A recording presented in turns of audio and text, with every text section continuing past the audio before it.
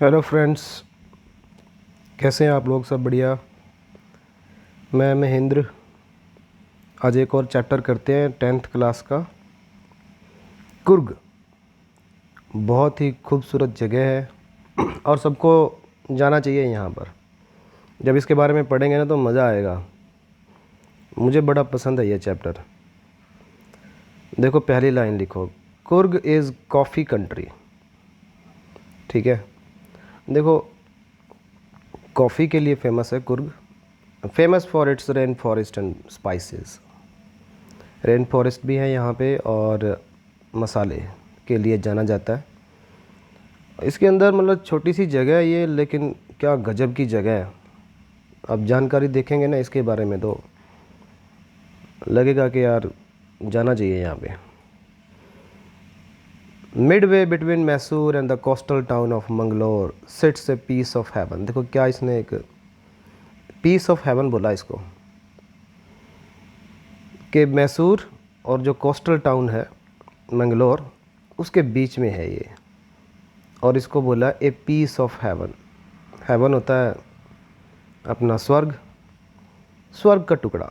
तो वहाँ स्वर्ग में तो बहुत अच्छी अच्छी चीज़ें होती हैं। That must have drifted from the kingdom of God, कि जो भगवान का राज्य है, किंगडम, वहाँ से ये छिटक कर जैसे मानो आ गया हो।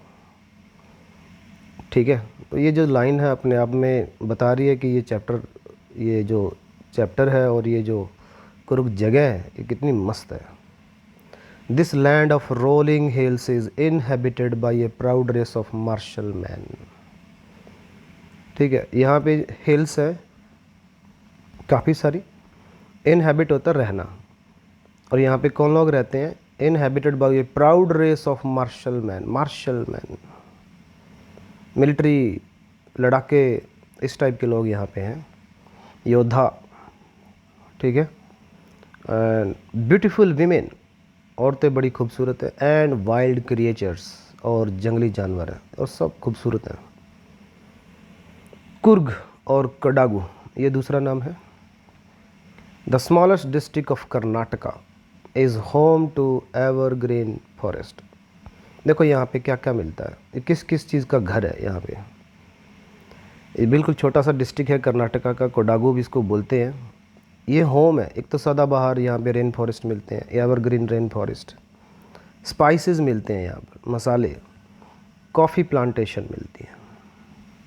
ठीक है, कॉफ़ी यहाँ पे बहुत ज़्यादा उगाई जाती है, कॉफ़ी की खेती होती है यहाँ पर। Evergreen rain forest cover 30% of this district. 30% भाग पे ना इसके रेन फॉरेस्ट है, इतने भाग को कवर करते हैं। During the monsoons it pours enough to keep many visitors away.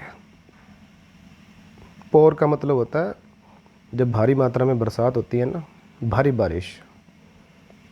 उंडेल ना होता है वैसे पोर का मतलब, यहाँ पे पोर का मतलब होगा भारी, भारी भरकम, बढ़िया। तो यहाँ पे जब मानसून होता है तो बहुत बारिश होती है, जिसकी वजह से विजिटर ना थोड़े यहाँ आते नहीं है। Keep many visitors away. The season of joy commences. Commence का मतलब स्टार्ट होना। जो जॉय का, एन्जॉयमेंट का जो सीज़न है वो स्टार्ट होता है from September and continues till March. सितंबर से स्टार्ट होता है और मार्च तक चलता है ये सीज़न। ठीक है, याद रखना इस बात को। The weather is perfect. मौसम बढ़िया होता है। With some showers thrown in for good measure. थोड़ी बहुत हल्की फुल्की बौछार आती रहती है। ठीक है, मज़ा आता है मतलब। The air breathes of invigorating coffee. देखो, कोई भी चीज़ जो इनविगोरेटिंग होती है ना, हमें तरोताज़ा कर देती है। तो जो इसकी जो खुशबू है ना, उसके पूरे कुर्ग के अंदर कॉफ़ी की खुशबू आती है, ताजगी सी, ताज़ा सा महसूस करता है आदमी। Invigorating coffee. Coffee estates and colony bungalows, colonial bungalows stand tucked under tree canopies in prime corners. देखो, कॉफ़ी इस्टेट्स आप कह सकते हो कि वहाँ पे आप फैक्ट्रीज़ वगैरह कह लो, कि वहाँ पे जो कॉफ़ी स्टेट्स बने होते हैं वहाँ पे, थोड़ी फैक्ट्री बोल लो जहाँ पे प्रोसेसिंग का काम होता है कॉफ़ी का। और कॉलोनियल बंगलोज़, कॉलोनियल क्या होता है, देखो जहाँ जहाँ भी अंग्रेज़ लोग गए ना, जहाँ जहाँ भी अंग्रेज़ लोग गए, जहाँ जिस जिस जगह पे उन्होंने कब्जा करा उस जगह को ना कॉलोनी बोला जाता है। तो उस समय के जो बंगले बनाए हुए हैं वो भी वहाँ पे देखे जा सकते हैं, अंग्रेज़ों के बनाए हुए बंगले। अंग्रेज़ ऐसी ऐसी मस्त मस्त जगह रहते थे। Stand tucked under tree canopies in prime corners, तो बढ़िया बढ़िया जो जगह है ना, और वहाँ पे जो पेड़ है, और पेड़ कैनोपी क्या होता है, जब वो पेड़ एक दूसरे में आपस में फंसे हो, घुसे हों, और छतरी सी बनाई हो उन्होंने, उसके नीचे खूबसूरत खूबसूरत कॉलोनियल अंग्रेज़ों के राज के बंगले हैं और कॉफ़ी स्टेट्स हैं, घर बने हुए हैं वहाँ पे, फैक्ट्रीज़ हैं, ये सारी चीज़ें हैं। The fiercely independent people of Coorg are possibly of Greek or Arabic descent. कहता है कि जो एक तो ये जो लोग हैं ना कुर्ग के, इंडिपेंडेंट हैं सब, मतलब अब वो किसी पर डिपेंडेंट नहीं है, किसी पर निर्भर नहीं है। ये या तो कहता ग्रीक की संतान है या फिर अरब के जो लोग हैं ना उनकी संतान है। डिसेंट मतलब संतान, वंश। तो यहाँ पे कभी या तो ग्रीक के लोग रहते थे या फिर अरब के लोग रहते थे, और उन्हीं के वंशज हैं ये लोग, कुर्ग वाले जो लोग हैं। एज वन स्टोरी गोज़, एक स्टोरी बताता है writer, a part of Alexander army moved south along the coast and settled here when return became impractical. देखो अलेक्जेंडर ने भारत पे आक्रमण किया था, ठीक है, लेकिन जब उनके लिए रिटर्न वापस मुड़ना इम्प्रैक्टिकल हो गया था, पॉसिबल नहीं था, तो वो क्या कर गए, उनकी जो अलेक्जेंडर की आर्मी थी, moved south along the coast, south की ओर बढ़ गई, एंड सेटल्ड हियर, और यहीं पे सेटल हो गए, ठीक है। These people married amongst the locals, और तो इन जो जो लोग साउथ की ओर चले गए थे, ग्रीक नहीं जा पाए, उन्होंने फिर शादी कर ली यहाँ के लोकल्स के साथ।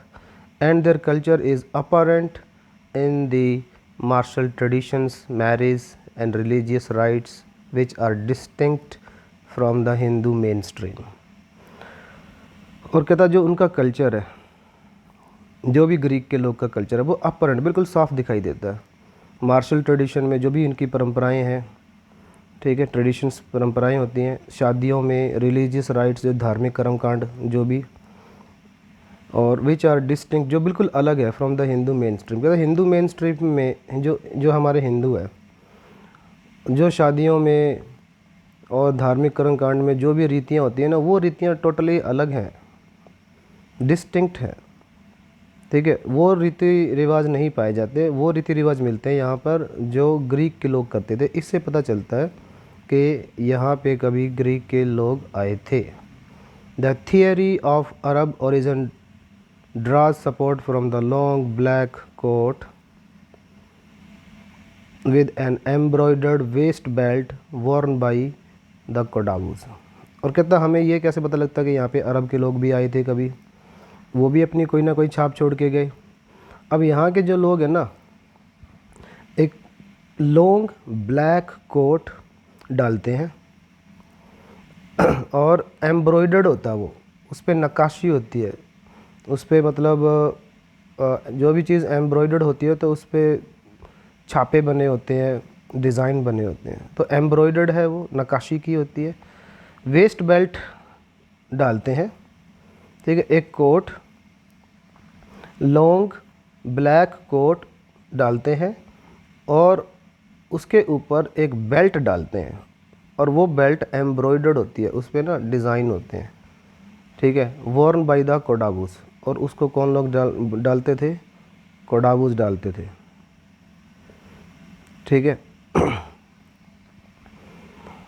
नॉन एज कुपिया, और इस बेल्ट को कुपिया बोलते हैं। It resembles the keffiyeh Warne by the Arab and the Kurds. और ये किससे मिलती है, ये जो बेल्ट डालते हैं ना, ये जो इस तरह की पोशाक डालते हैं, ये लंबा सा कोट ब्लैक, और ये जो बेल्ट, ये इसको कुफिया बोलते हैं। और ये मिलती है, रिजेंबल का मतलब मिलना, ये किससे मिलती है, कुफिया से मिलती है। और कुफिया कौन डालते थे, अरब के लोग डालते थे, कुर्ड्स डालते थे। इसलिए उनकी इस पोशाक से हम अंदाज़ा लगा सकते हैं कि यहाँ पे अरब के लोग भी कभी आए थे। Coorgi homes have a tradition of hospitality. क्या बात है। जो जो कुर्ग के लोग हैं, यहाँ पे एक चलन है, ट्रेडिशन है हॉस्पिटैलिटी का।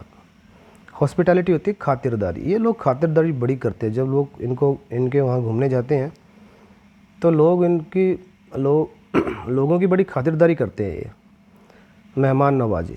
And they are more than willing to recount numerous tales of valour related to their sons and fathers. Willing का होता है इच्छा, रिकाउंट होता है याद करते हैं जब कोई। न्यूमरस मतलब बहुत ज़्यादा, टेल्स मतलब कहानी, वेलर मतलब बहादुरी, related to their sons and fathers. क्या होता है कि जब लोग यहाँ पे जाते हैं तो बड़ी खातिरदारी करते हैं और वो कहानियाँ सुनाते हैं, बहादुरी की कहानियाँ। वो कहानियाँ किससे रिलेटेड होती हैं? उनके बच्चों से, उनके फादर से, उनके जो बड़े बुज़ुर्ग थे उनकी कहानियाँ वो विज़िटर्स को सुनाते हैं कि ऐसे थे हमारे बच्चे, हमारे फादर्स ऐसे थे, ये था वो था। The Coorg regiment is one of the most decorated in the Indian army. अब देखो जो जो कुर्ग की सेना है, टुकड़ी इंडियन आर्मी में, वो मोस्ट डेकोरेटेड है। सबसे ज़्यादा डेकोरेटेड, सबसे ज़्यादा सजी धजी जो टुकड़ी है इंडियन आर्मी में, वो कुर्ग की ही है। And the first chief of the Indian army general Cariappa was a Coorgi. देखो एक ये जीके का क्वेश्चन भी बन गया कि जो पहला चीफ था ना इंडियन आर्मी का, वो जनरल करियप्पा था और वो कुर्ग का ही था, कुर्गी था वो। Even now Kodavus are the only people in India permitted to carry firearms without a licence. कहता आज भी ये फैक्ट है, जो कोडावूज है, कुरुक के लोग हैं, वो ओनली पीपल इन इंडिया हैं, वो एकमात्र लोग हैं परमिटेड, जिनको परमिशन है to carry fire arms.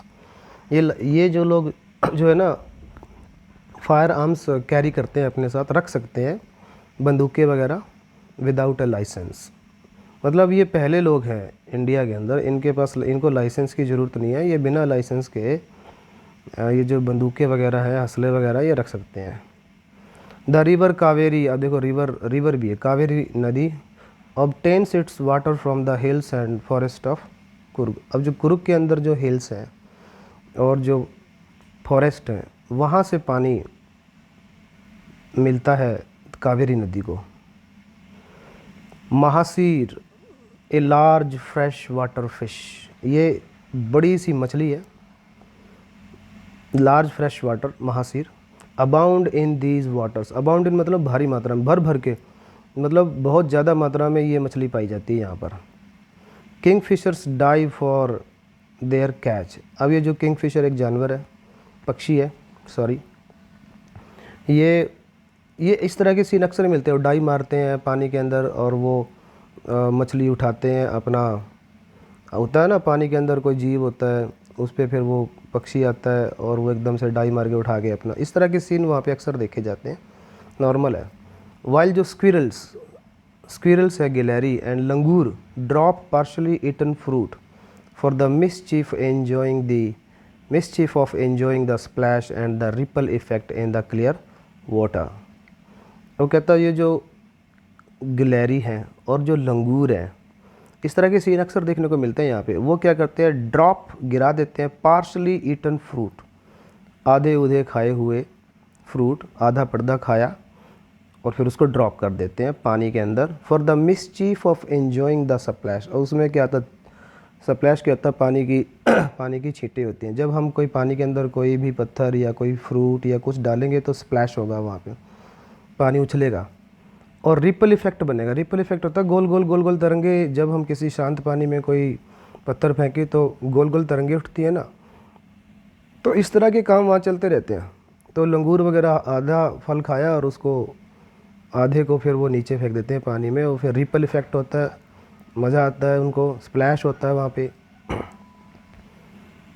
Elephants enjoy being based. अब ये अक्सर सीन देखने को मिलते हैं, एलिफेंट्स होते हैं ना, वो वहाँ पर नहाते हुए अक्सर दिखाई देंगे आपको। And scrubbed in the river by their mahout. महावत क्या होता है, उनको महावत उनका मालिक होता है, जो हाथी होता है उसको गाइड करने वाला, उसको एंकर करने वाला, उसका मालिक, उसको महावत बोलते हैं। तो उसके जो महावत होते हैं हाथियों को, वो स्क्रब कर रहे होते हैं, उनको नहा रहे होते हैं, रगड़ रहे होते हैं उनको, ठीक है। The most laid back individuals become converts to the life of high energy adventure with river rafting. देखो लेड बैक क्या होता है लेड बैक होता है लेजी टाइप से कह सकते हो, क्योंकि जो लेजी टाइप के जो बंदे इंडिविजुअल्स सुस्त, become converts to life of high energy, उनके अंदर भी हाई एनर्जी जाती है, high energy adventure with river rafting. जब वो यहाँ पे रिवर राफ्टिंग करते हैं ना देखो आप इनकी पिक्चर देख सकते हो कि रिवर राफ्टिंग होता क्या है।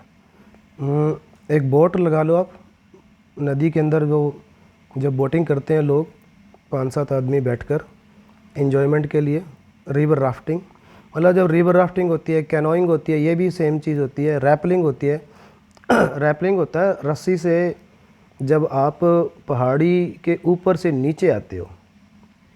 एक होता है क्लाइंबिंग जब चढ़ते हो, एक होता है रैपलिंग जब आप नीचे उतरते हो, रस्सी का सहारा लेके पहाड़ी से नीचे उतरते हो, रैपलिंग होता है। रॉक क्लाइंबिंग होती है, यहाँ पे ऊपर भी चढ़ते हैं लोग रस्सियों से, और माउंटेन बाइकिंग होती है ये सारी चीज़ें यहाँ पर मिलती हैं करने को। कहता है जब लोग यहाँ पे माउंटेन बाइकिंग करते हैं, बाइक लेके चढ़ जाते हैं माउंटेन्स के ऊपर, रैपलिंग करते हैं लोग यहाँ पे, कैनोइंग करते हैं, रिवर राफ्टिंग करते हैं, तो जब ये चीज़ें आती हैं ना तो सुस्त से सुस्त बंदे में भी ना एनर्जी आ जाती है, लाइफ हाई एनर्जी एडवेंचर हो जाता है। Numerous walking trails in this region are a favourite with trekkers.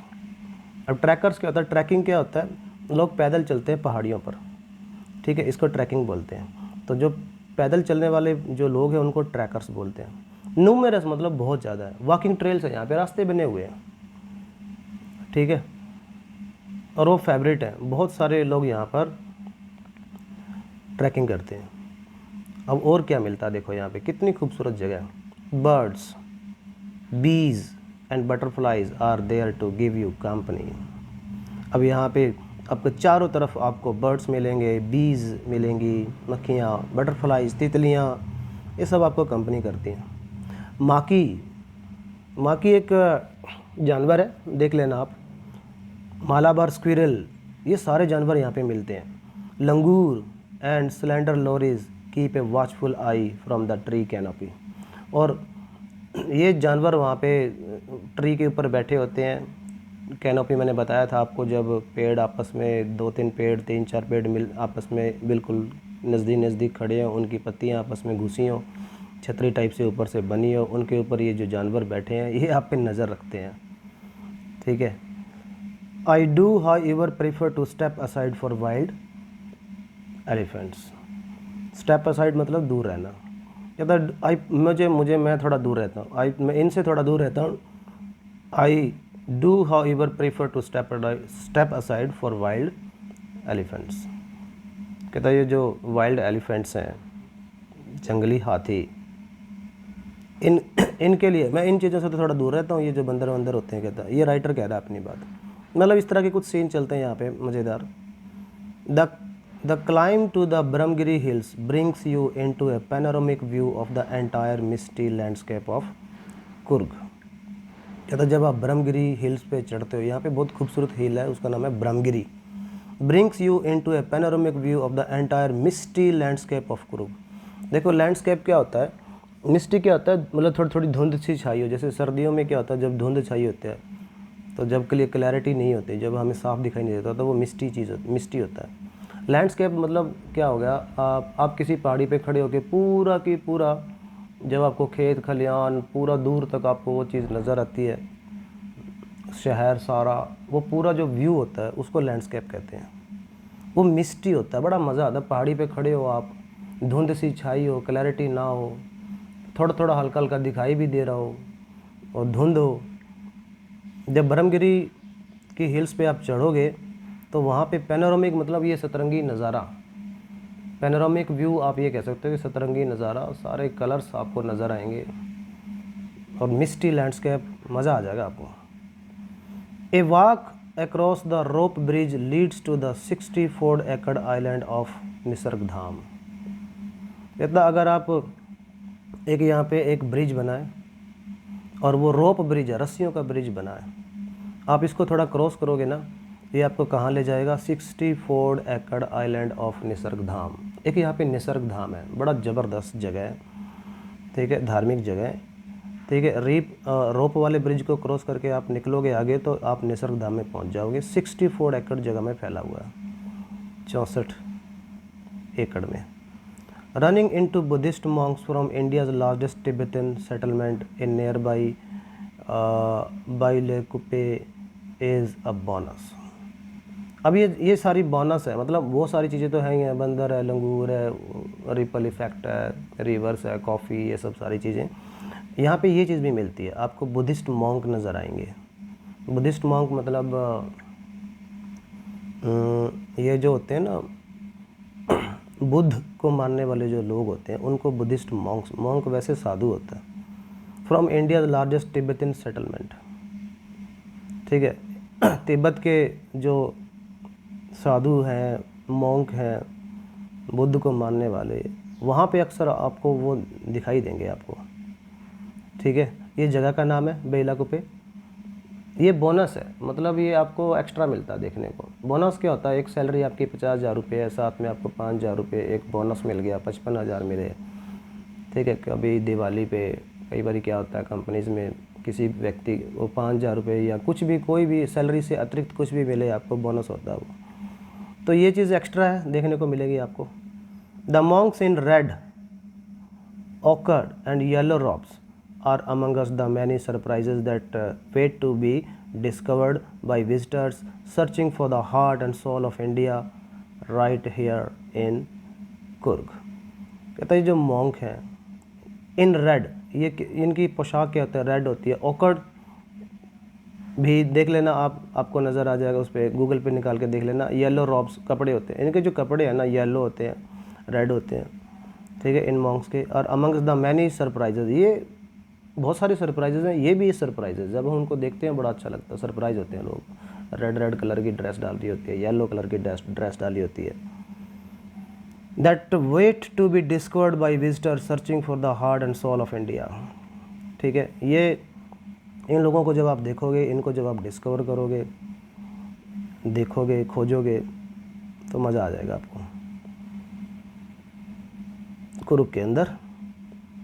अभी बाकी यही था चैप्टर, इतना ही था, काफ़ी अच्छा चैप्टर था। इसके बारे में बहुत कुछ जानने को मिला हमें कुरुक के बारे में। इसके क्वेश्चंस फिर करेंगे, ठीक है। आज के लिए इतना ही, थैंक यू।